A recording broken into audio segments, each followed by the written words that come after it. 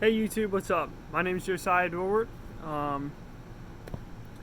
I've never done YouTube before. I thought I'd try something new.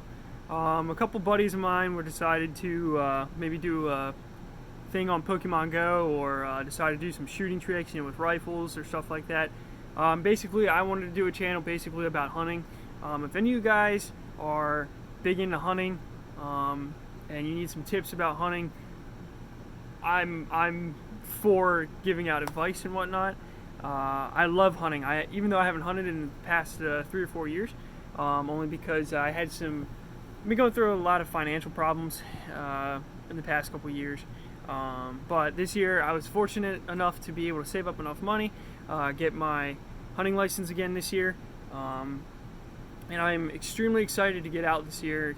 Extremely excited to take my bow out in the next couple weeks. I really can't wait. I'm super, super, super excited.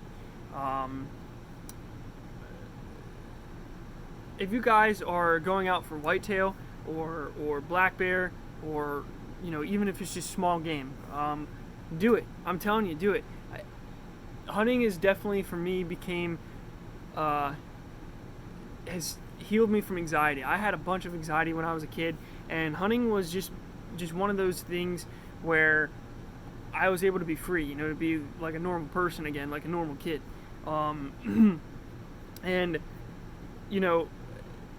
being outdoors is just one of the places I want to be. Right now, I'm literally in a camper right now. So, just being outdoors, or just spending time with my family, whether it's my dad or my girlfriend or my brother, out in the woods. And there's no other thing like it. And for parents who have kids, take your kids out hunting. Take your kids out in the woods. Get them outside. Get them away from the video games. Get them away from the TV, the phone, the Xbox, the PlayStation, whatever it is. Spend time outside. I shouldn't really be saying a lot because I've been slouching around a lot, but I really want to be able to get outdoors more, and that's just one place where you can always have fun no matter what it is. I enjoy it so much. I enjoy being outdoors. I enjoy being, in a tree stand, when hunting season comes in. And it's just great. It's just one of those things that I really do enjoy. I'd recommend, if anybody,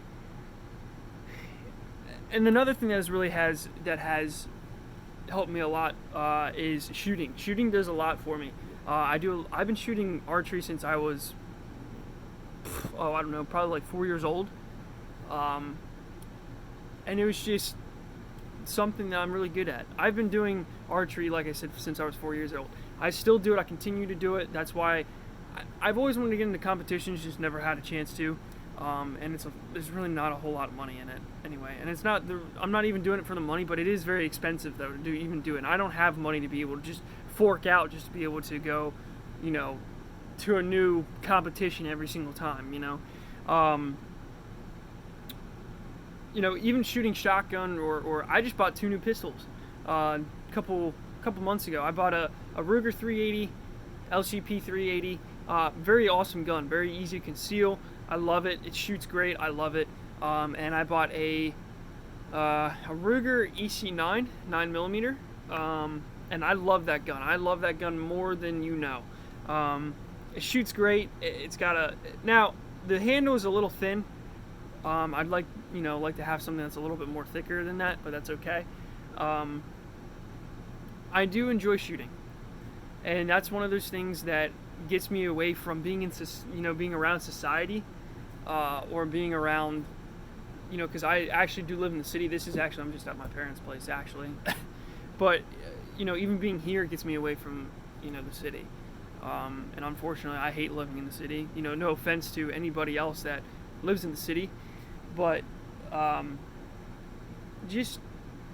encourage you to take your kids out, whether it's hunting, shooting, or just being outdoors.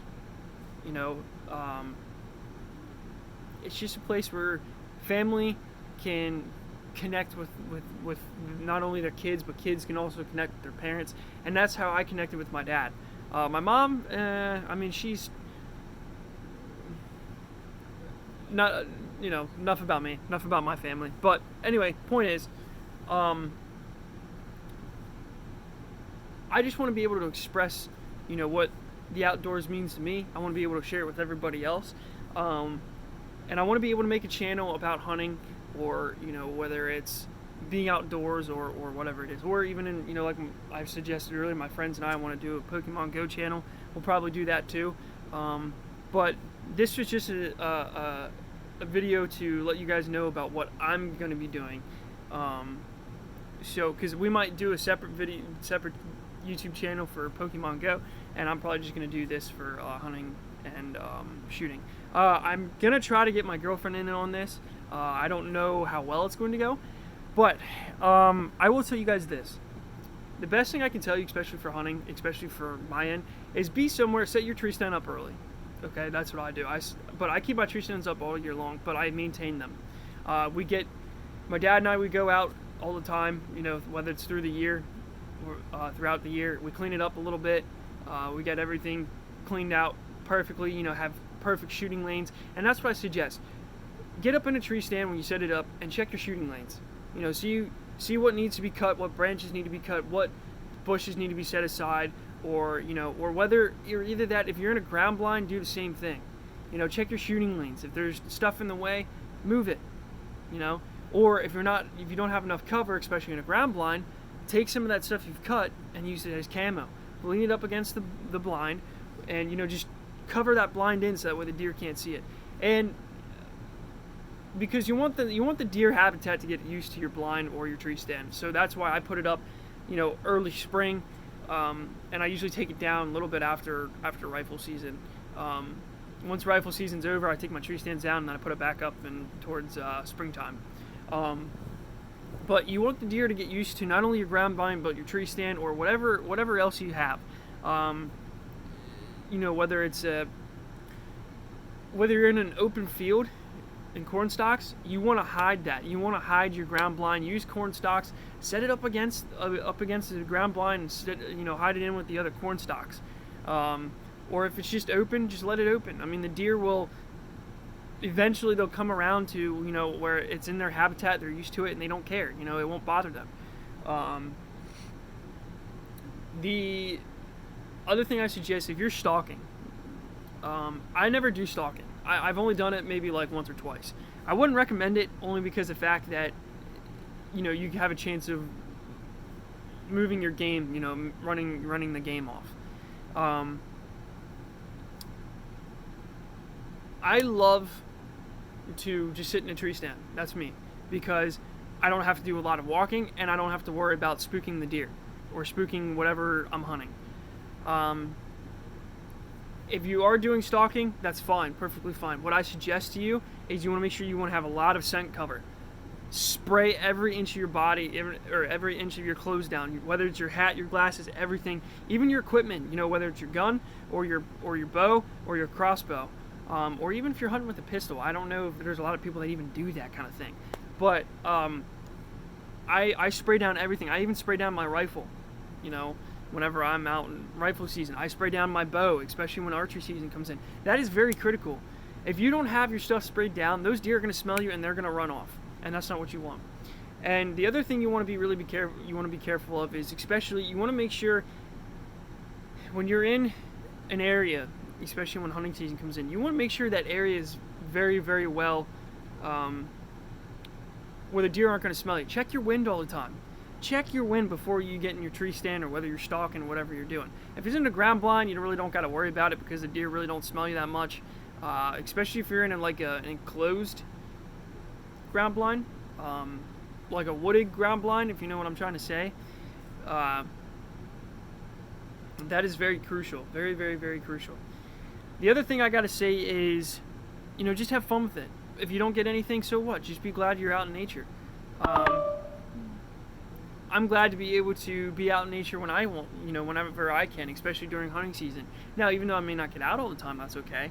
But like I said, enjoy hunting. Check your equipment. That is very, very, very crucial. Check your rifle. Check your bow. Check your crossbow. Check your rangefinder. Make sure everything works. Even your grunt calls, because you can also have. I've had problems with grunt calls before. So that is very, very, very necessary to check your equipment. And if you don't, well then, and you end up running into a problem. I've had issues where my bow's sitting on my bow hook, and I go to get my bow and I go to pull back, my arrow's falling off. I've had that problem, and it's not good because then your deer spook. You spook your deer.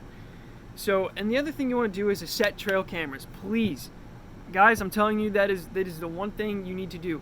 Check and put up trail cameras, because if you don't, who knows what you could have in there. You could spook gear off that you've never seen before.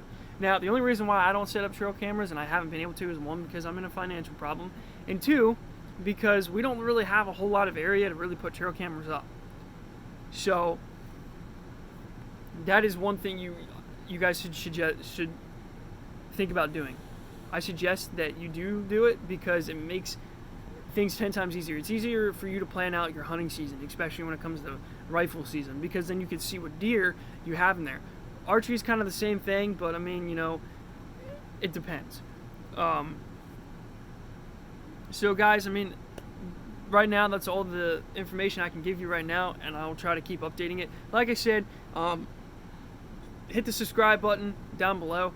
At the same time, my buddies and I, we're going to try to do a Pokemon Go app, or not app, sorry, YouTube channel, where we can just, my buddy and I, we go out every single night. We do Pokemon Go every single night. We try to catch different Pokemon. For you Pokemon Goers, I will tell you this as well.